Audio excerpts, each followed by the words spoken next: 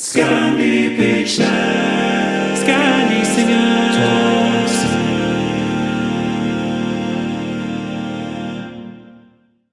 Hello and welcome back to Scandi Pitches, Scandi Singers Talk Singing.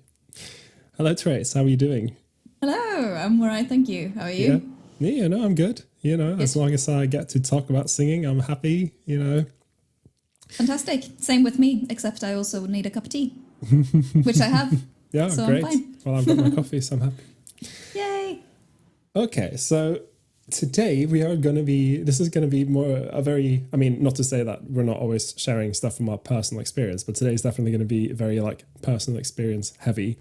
We're going to be talking about our best versus our worst singing experiences. Oh.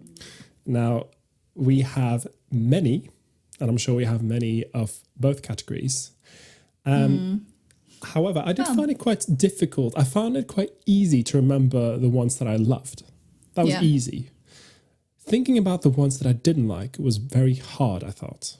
Same for me. I think it's generally the experiences are always kind of overpowered by the fact that actually we love singing. Yeah. And any context that we get to sing in is actually kind of a nice context. And then I think there are even the sort of worst ones, it's not that it's horrible experiences from the experience perspective. It's just, shall we say, more challenging. And I think they have common denominators. Yeah, and I think in general, there's a limit to how bad it can be if I get to sing. It's bizarre because, I know that the effects of singing on your body are quite well documented. You release all these good endorphins. It makes you pumped. It makes you happy. You've got, all these great hormones floating around. And so inevitably there is going to be sort of a positive touch just from singing alone. And of course, there's also the thing about the way the brain works. We tend to kind of remember positive things stronger than we do negative things. It's this do we? Yeah, but it's this genius thing about humans can get through the worst kind of experiences, and it doesn't affect them. It probably does affect them, but it's much easier to remember the good things that have happened. Again, this is kind of off topic, but I was bullied in my primary school. Yet when I think back to my primary school, I don't remember the bullying. What I remember is playing video games with my friends, running around in the garden, and having fun. That's what I remember. I have to really think about it to really remember that I was actually bullied. It's not that it's something that my brain's kind of cuts out. Yeah. Even though I know when I think about it that did in fact happen. I think it's the same with when you think about your experiences as well. As what was my worst experience? It's really, really hard to remember. But I racked my brain and I managed to find a few. So I thought I would start by, first of all, sharing a really good experience I had. So one of the big, this is one of my early big, amazing singing experiences. It was in 2015. Now, mind you, I started choral singing what year was it? Late 2013, early 2014 was when I really started doing choral singing. You can think that's actually quite recent, all things considered. My first big experience came in 2015. This was with the London Philharmonic Choir, who I sang with for, I think, 3 years. And they were doing, so at the time, and I think he still is the conductor, Vladimir Jorovsky was the conductor for the London Philharmonic Orchestra. Is he still? I think so. Yeah, I don't know. But we should probably edit that if that's not right, because that's really something I should know. Edit in, he's still... I'm pretty sure. Yeah, it doesn't really matter. He was at the time. And he... what I thought was great about Vladimir Jorovsky was he chose a lot of obscure material for the concerts. And particularly, he chose a lot of interesting Russian material, which I'd never heard of. And this the piece in question was one of those. It was by a composer called Taneyev. And I never heard of him. It was complete, unknown to me. The piece was called St. John of Damascus, and it was a cantata. And so already I have this thing. First of all, it's in Russian. I don't speak Russian. Second, it's by a composer I don't know. Third, it's about biblical material. already there's all these factors in here that make me feel like, this is going to be one of those concerts where I just have to shut off my brain and just sing and do a job. And it was tricky, of course. Doing Russian was a challenge in many ways because it's not one of my languages. But as we were rehearsing the material, it really resonated with me musically. Yeah. It was just so well written. And I think it was actually, I could tell with a few people that we were kind of a bit like, wow, this music is actually really good. And it's really satisfying to sing. It's not super easy, but it's not super hard. It's kind of the right level. Yeah. And it was just such a great experience to experience how my opinion changed. Yeah. And then the actual concert was great as well. It was just such a good experience. And it wasn't the only time that Jorovsky kind of impressed me with, well, to be honest, I don't know if Jorovsky was always programming, but we also did a series of Russian folk songs orchestrated by Rachmaninoff, where I kind of had the same experience, where we're like, this is so good. Like, and of course, Rachmaninoff is much more known, but just having done those concerts, I just felt like I got to experience this great music that I otherwise wouldn't have ever heard. Yeah. And actually, while I was looking into it, I realized that these concerts were recorded and you can actually listen to them on Spotify. Oh, wonderful. So if you search for like Jorovsky and St. John of Damascus, there is a recording with the Philharmonic Choir where most likely I'm in the choir singing. Hey, So cool. you can check it out. But yeah, Gotta check that out. That was one of my first great choral singing experiences. Nice. What about you? What was one of your great experiences? Yeah, I mean, I was kind of same as you. I think like it is hard to remember like bad things necessarily. I think like there are some common factors that make an experience that are almost foolproof to make an experience good and make an experience bad, I think, when it comes to singing. But I was thinking about a fairly recent example, actually, like one of the first ones that sprang to mind, but I think it's because it's so recent and it's one of the last things that I did singing-wise before lockdown happened. And it was with you as well, actually. It was when we mentioned it before, we sang with Patrick Watson at the Barbican, in a lovely sold-out show at the Barbican.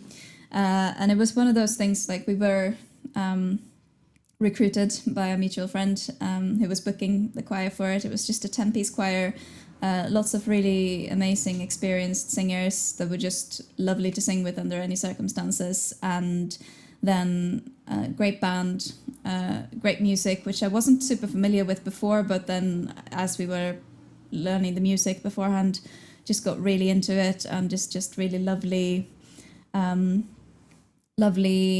lyrics, lovely sound, something that was very easy to get into at short notice as well. And it was just, I also really enjoy things that are quite short notice and a bit of a challenge. And this was like, I think we were booked with like 2 days notice, which was really fun. And just added experience that I also work in the production department at the Barbican. So it was a day off from my usual job there, and then getting to sort of experience that from the other side, from the performance perspective, is always quite fun as well. And yeah, I just think it was such a lovely day all in all, and a really because we were given so much ownership over the music as well, and we're working closely with the artists themselves rather than just an MD, which is obviously always fine as well. But it was very much, I feel like we were being given real insight into what the artist really wanted to get out of it, and also that they knew so much. They really knew how they wanted to use the choir, which makes a big difference as well, and what sounds they wanted out of us, and what we were adding in the scheme of things.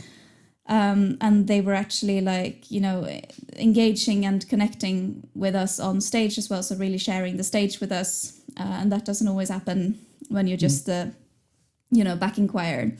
So that was the communication on stage and off stage was just really lovely.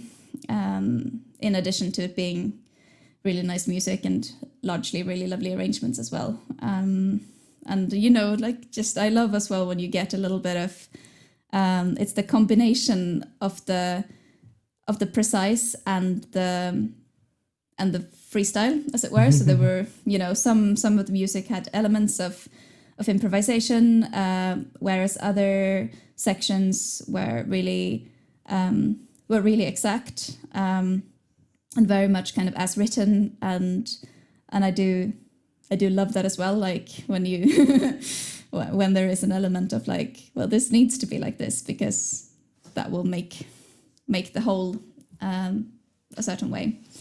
And a few like lovely instructions that we had as well. I think like I kind of relish opportunities to interpret cool instructions such as sing with an Ennio Morricone vibrato. Like, I just thought that was great. But yeah, you know, that kind of thing. It's interesting. I didn't put this on my list, but I could have because I also thought it was amazing. And the fact that also Patrick Watson, instead of getting a musical director in, he actually rehearsed us himself, which I've on the many. I've done so many. But when I've been involved in concerts with artists like this, they often have a separate person as the MD, which of course is understandable because the artist has to do so many things that, you know, might not be the music itself. They might have interviews to give. They might have, you know, all sorts of stuff they need to get up to, and then also having to rehearse whatever is the session musicians for the day can be a bit much. But he actually came in and rehearsed us and just was really quite likable and also trusted us to do a good job, which is always nice. But that's the thing, like the trust and the ownership, like when you're actually given, you know, when you're, because it doesn't always happen when you do it in choir context, which I think is why this one really stands out. Like a lot of the time you are just kind of the voices in the background and literally at the back of the stage, which is totally fine. And that's often the function. But I think it's quite unique when you're really given that level of trust and are really treated as a fellow musician and a fellow part that's like integral to the performance and to the concert. And they could have very easily, without, you know, any surprises or any hard feelings, it could have very much been the other way as well. And it could have, because, you know, they were all together. They were a band. They were touring from city to city, and they had these like, you know, makeshift choirs that came together for them in the different places. So like they could have just easily, you know, thrown us in and moved on. But yeah, I don't know. The generosity was really, really lovely to be part of, and just made the whole experience really fun. Absolutely. I think, and we had friends in the audience. Of course. I had someone who didn't even know that I was going to be there was in the audience. Like, what? Which is great as well. Like, I do and you know, happens. It's nice when it comes with a bonus as well. Like when a gig you're doing comes with the side effect of like discovering new music that you love and that you hadn't necessarily heard much before. Like I think I'd obviously heard a few songs, but I wasn't massively familiar. And now I listen to Patrick Watson. So. Same with me and the Tanyev and getting the material. Okay. Before we move on, I need to get my laptop charger. I'm very sorry. I thought I'd brought it into the room with me, but my computer is dying. So that's fine. 1 second. I'll do a whole song and dance before. Do it. I'll be right back. That's fine. Okay. Well, so we see with this we've experienced really good choral singing, concerts, and it has a lot to do with, you know, being given material that's really good. That helps. You know, we've all had to perform, you know, bad arrangements or bad music where we're just like, I just have to get through it. If you get really good material, that helps a lot. If you get a musical director that trusts you to do a good job, that helps a lot. It just makes you feel valued. If you get to really participate in the performance as well, and especially if you're performing like, say, a backing singer, then it's good to not, you know, be kind of relegated to the background. It's fun when you get to put, you know, up, not necessarily up front, but you get the acknowledgement on stage as well as, you know, before. It's yes. Let's move on to the worst experiences, and of course, I thought this was really hard to find out, and also, you know, I think we should probably be very clear about what made them bad, because just because an experience was bad doesn't necessarily mean that the music was bad or that the choir was bad or that the MD was bad. It could be all sorts of reasons. And the one that stuck out to me when I was thinking about it was I was singing at a very big, popular classical music event as part of the choir. And this was a few years ago. And it's an event that kind of has a very nationalistic kind of identity, if you will. Not to say that they're going for that, but it does feature a lot of patriotic British songs. And this year it was not fun for me. And this was right after I think it was right before or right after the EU referendum in Britain. And so there was a lot of tension. And because I'm an immigrant and I thought a lot of the arguments for leaving the EU were not particularly good arguments. And I felt while I was there, when I was being asked to sing these really patriotic British songs, which are problematic in many ways. They are being questioned for the same reason these days because of references to, say, slavery and colonialism and that kind of stuff. But at the time as well, I felt like this feels so wrong for me to be standing here and singing. I don't believe in it. I'm waving a flag, and it just makes me feel like I'm lying about what I think. Yeah.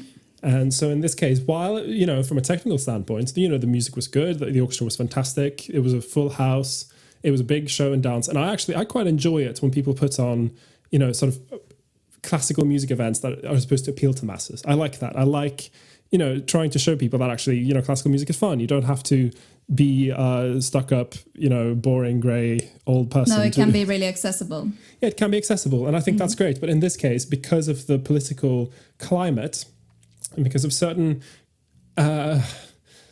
creative decisions they made that made me feel like I, as a foreigner, was being alienated. And again, that doesn't have anything to do with the music itself necessarily. It does, but it doesn't, if you see what I mean.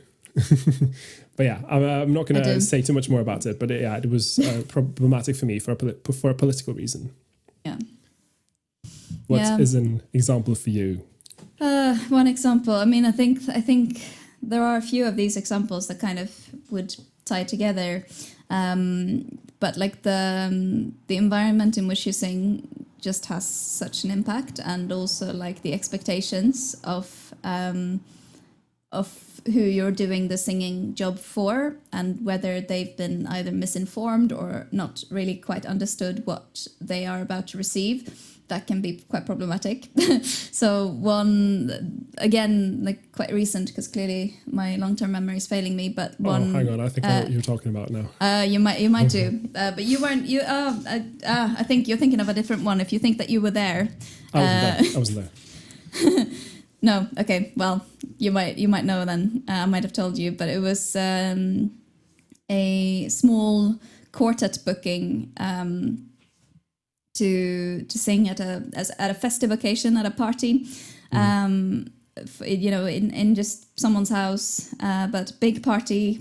I think we knew in advance like how many guests there would be, but they hadn't anticipated a choir of four, a quartet needing amplification to be heard over 100 people talking. And that was quite tricky. So it was meant to be a sort of an hour of singing at this event, and adding a sort of extra festive element, lots of well-known songs, and it was kind of meant to be a fairly lovely in and out. But I think it was obviously very challenging, because people who were in the immediate vicinity sort of listened for a little bit, but then it was kind of quite clear that if anything we were annoying to be singing like so near them, and obviously the people in the immediate vicinity were the only ones who could actually hear. So then we were asked by the event organizers to you can move around a bit maybe, and you can sing at people, go and give them a song directly and stuff like that. And we tried doing that for a while and did do that for a while. But again, like that can be quite irritating as well when you're sort of forced to listen to something that you would expect really to be just in the background, but in the context of things, it was impossible to be background music because everybody was talking at quite a high volume, and we were, had trouble hearing each other, which doesn't make for a nice experience either, because you can try to stay in tune with each other, but most of the time you might not even hear each other at all, so you just have to guess where things are going. And so those things are quite challenging. And also then towards, eventually before we were meant to stop, as it were, someone just put the music back on. And I barely even blame them. Like you couldn't hear us. It was impossible. It was the worst possible conditions to sing in. And it could have been a range of things. Like it could have been, I don't know. I wasn't involved in the pre-communication for this one, but it might just be that somewhere along the line it wasn't made clear that if we were going to be heard over talking, we would need microphones, and if we were going to provide them, we'd have to maybe charge for that. And it might just have been that things, sometimes people just assume that you will know exactly what conditions you are going to sing in and that you will bring the appropriate equipment, which is a fair assumption, and if it's not made very clear. So yeah, could have been a range of things. But the fact of the matter is that in the actual moment, it was very tricky. And also just a bit, when you know that you're just a prop in the circumstance, like there wasn't a space for us or anywhere to sort of like barely drop our coats, and that's quite tricky as well. Like it's sort of very we were very much an accessory in the context, so like the polar opposite of something like the Patrick Watson gig. That's a shame. Yeah, it was go on. No, I was just gonna say that it was funny because like it actually, this was on the same day as another one of the things that I thought of when I thought about really, really lovely recent experiences as well. So maybe it's that I'd come straight from a really, really lovely gig that had gone really well with the group that I'd been singing with lots and lots. I had been with the other group as well, so it was nothing to do with the group. It was just a circumstance. But we'd just been in a really lovely context earlier in the day, and just, where everybody knows each other very well, everybody knows the music really well. There's lots of opportunity for play, but you can also relax into it and have a lot of fun. So I see. Well, I'll mention, I've got one more worst and one more best. I'll just do them quickly just for time, because I think there will be a lot of like common factors. Because when I was thinking about worst, I was thinking about a festival that I went to with some singers a few years ago, and it was a terrible singing experience because of factors that we couldn't control. There was, well, some of them maybe could have been controlled, but like we were set to perform in the morning. It was raining. It was pouring. Yeah. We were performing outside, and it was also a music festival. As you can imagine, in the morning in a music festival, do you think there's going to be a lot of people up, or are they all going to be sleeping in their tents hungover? Let me think about that. Yeah. So, of course, we had no audience. We were standing there in the pouring rain, trying to sing, trying to smile. Of course, a few of us were tired. We'd been there for a few days already. Some people were a bit hungover. And we were just standing there, like, what are we doing? This is just a pointless performance. But, of course, that was not very thoughtfully programmed, and also the rain, and also the thing about performing outside as a singer is really hard unless you've got a very controlled outside space, which of course this wasn't.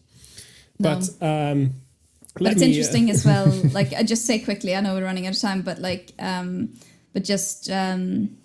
it's obviously like it's interesting that it was a professional context as well, because like in that you kind of, it sort of worsens the experience a little bit when you expect it to be of a certain standard, because it's something that's run by people who regularly put on music events, whereas obviously like when it comes to private parties and whatnot, like you know that you shouldn't expect that they necessarily know everything about how an a cappella quartet will sound.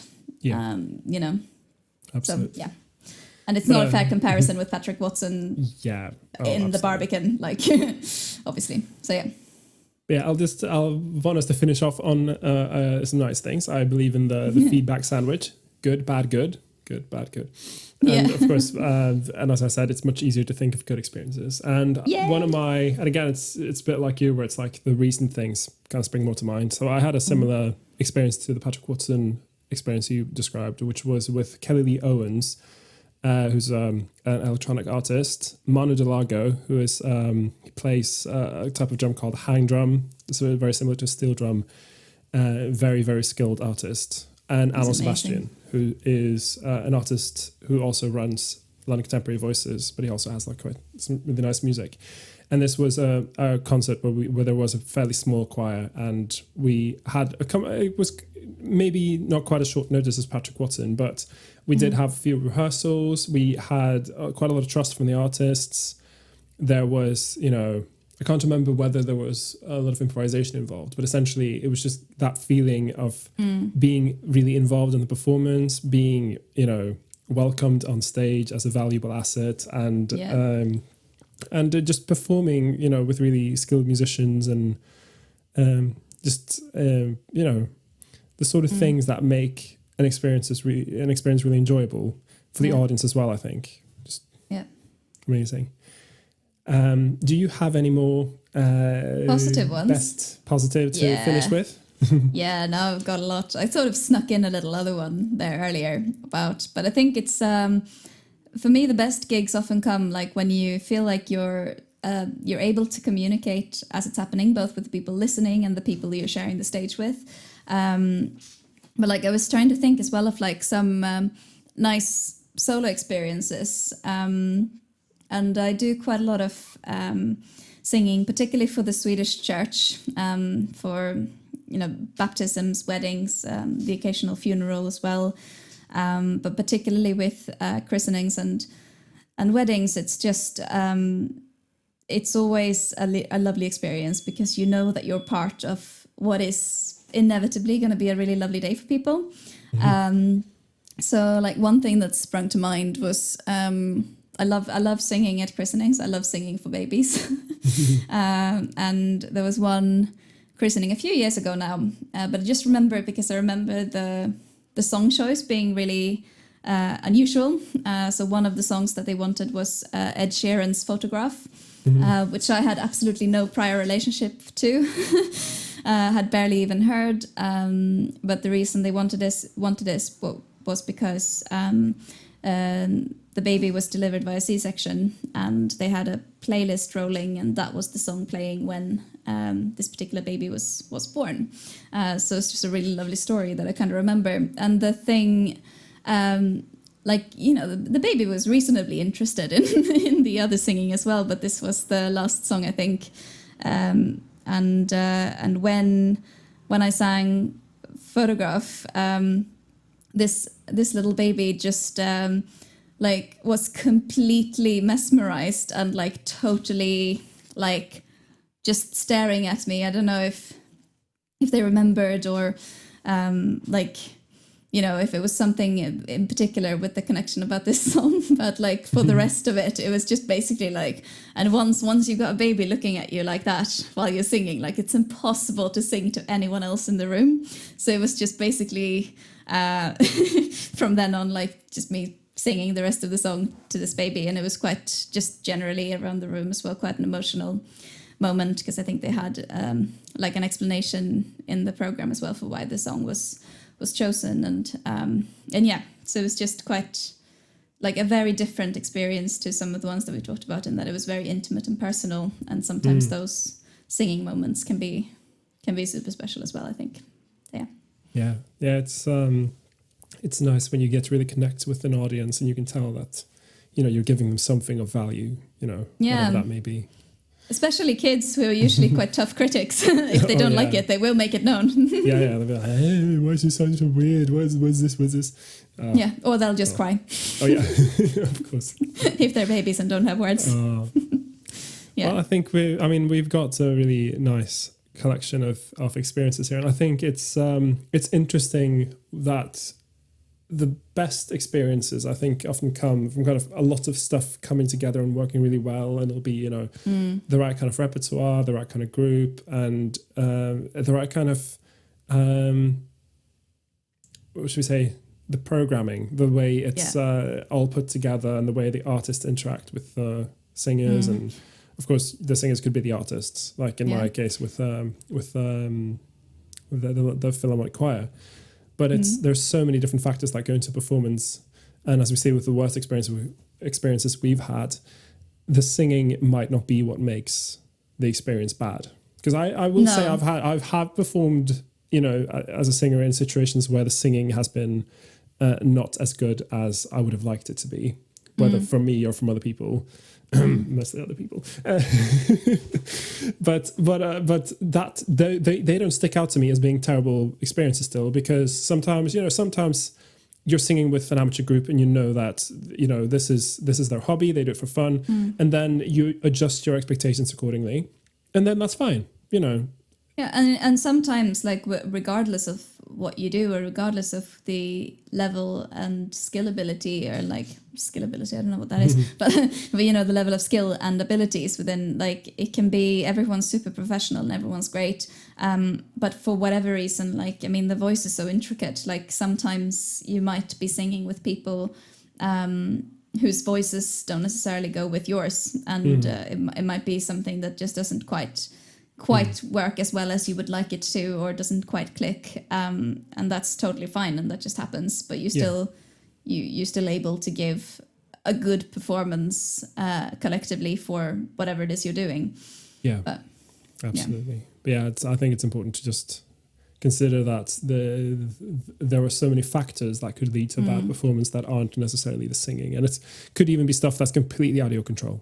The context, the production. It's a lot of the time we are just sort of pawns, aren't we, as well? Like, and it's up to other people to make use to us, and not everybody knows exactly what they want from singers, and sometimes literally it just gets left out because there isn't enough time, and it's the last thing that gets prioritized, and then absolutely.